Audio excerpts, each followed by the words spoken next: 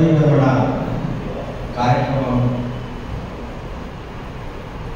మన జిల్లా vice president గారు వెంకటేశ్వర గారు వారి కార్యక్రమానికి తాలూకా అధ్యక్షుడు మరి సభకు అధ్యక్షుడు వహిస్తున్నారు. వారికి మరి నా తోటి కార్యదర్శి లక్ష్మణ్ గారికి మరి మిగతా సభ్యులందరికీ మరి స్టేట్ ఉన్న తాలూకా యూనిట్ కార్యవర్గానికి మరి ప్రైమరీ సభ్యులందరికీ ఈ కార్యక్రమ స్వాగతం సుస్వాగతం. ఈరోజు పదవీ విరమణ కార్యక్రమం సోదరి ఇందాక మాట్లాడుతూ 69 ఏళ్ళు ప్రతి ఉద్యోగి ఖచ్చితంగా వారి వారి ఉద్యోగ క్రమంలో ఉద్యోగ నిర్వహణలో ఫేస్ చేయాల్సినటువంటి కర్తవ్యం పదవీ విరమణ. అయితే ఈ పదవీ విరమణకు ముందు మనం జాయిన్ అయినప్పటి నుంచి పదవీ విరమణ పొందేదాకా మనం చేసిన అచీవ్మెంట్స్, మనం సాధించిన అచీవ్మెంట్స్ ఇవే గొప్పగా మాట్లాడతాయి. ఇందాక మీ మాటల్లో అదంతా కాబట్టి వినపడింది. సో వారి జీవితంలో అచీవ్మెంట్స్ చాలా గొప్పవి ఉన్నాయి, మంచి పేరు ప్రఖ్యాతం సాధించినారు.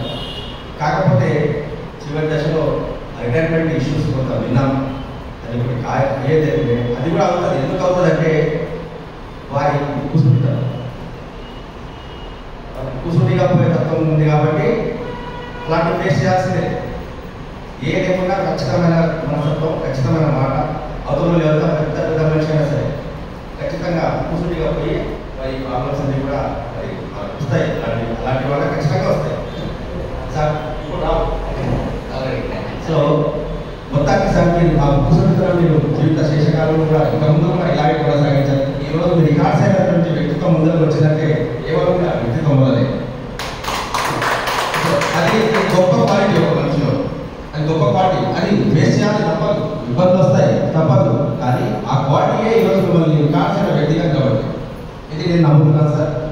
ఇదే అందరూ కూడా పాటించాలి. కొందరికి డిప్లొమాటిక్గా ఉండవచ్చు, కొందరికి కుసుడిగా ఉండవచ్చు, కొందరు లాజిక్గా వ్యవహరించి విషయాన్ని సాల్వ్ చేసుకుంటూ ముందుకు పోతారు. కానీ సార్ మాత్రం ఒకటే పంట, ఒకటే సిస్టమ్, ఒకటే వేలు నడిచి మంచి సిస్టమ్ని చేసుకుంటూ మరి వారి పిల్లల్ని కూడా వారు మంచి పొజిషన్లో వారు ఉంచుకున్నారు.